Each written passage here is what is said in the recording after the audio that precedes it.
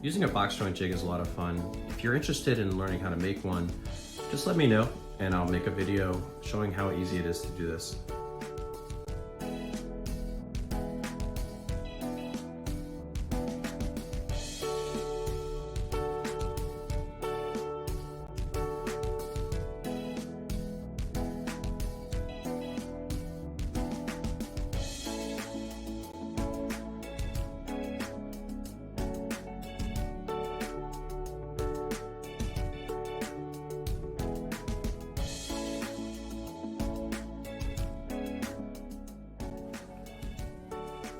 I found the Christmas tree printouts online. I'm happy to leave a link in the description of how you can find these. It's free.